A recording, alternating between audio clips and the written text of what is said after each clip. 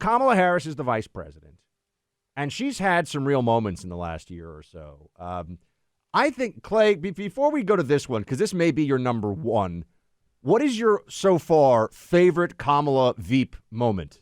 Do you have one that comes to mind? Because the clip that we're about to play, I think may be my favorite. The looking at the moon video that she did with the kids. With the kids that were actors who were paid? Paid actors was pretty insanely awkward.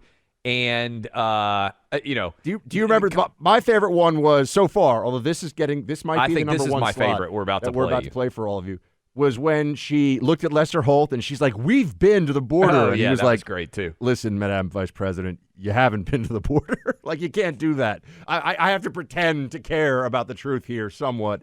Here is the latest. Kamala was asked on a radio show to please explain the conflict in Ukraine. And I want all of you to listen in because, she explains it. If you're watching any level of news, even social media, you're seeing everything that's going on right now in the Ukraine.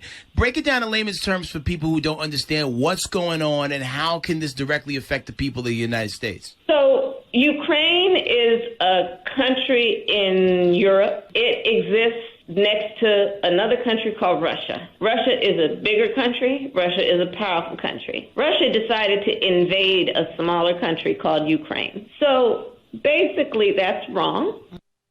Yeah.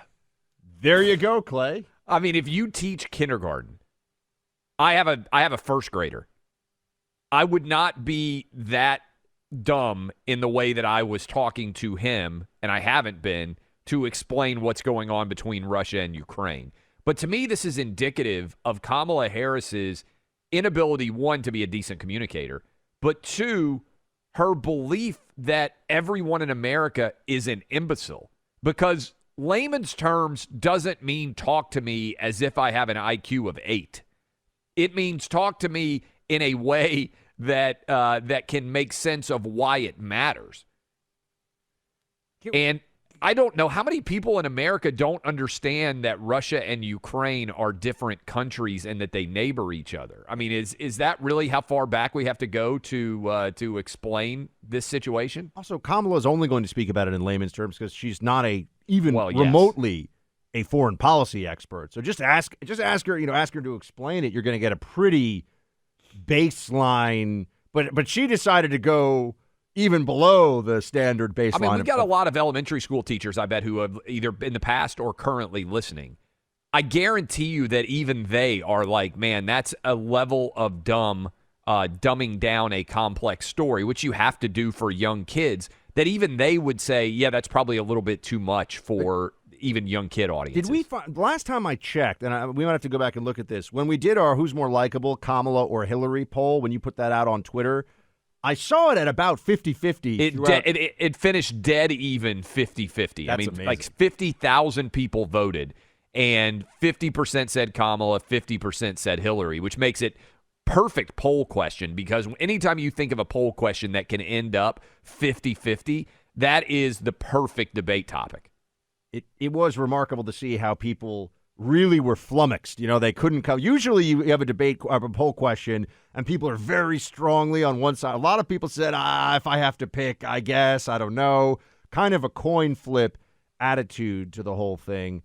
And here's Kamala Harris on whether the Democrats, can course correct for the midterms. Play it. You know, I think that we have seen progress, but there's certainly more work to do. And the American people certainly aren't.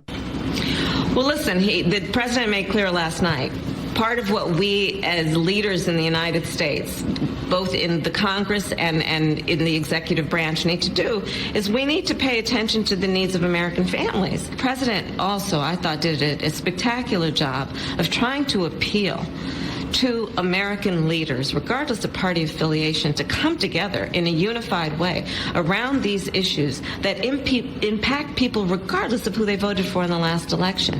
That's how we continue to make our country strong, and that's our intention. Oh, okay, so now they're going to appeal to bipartisanship. Come on, Clay. Unity. Joe Biden's the unity president again? I'm going to hurl.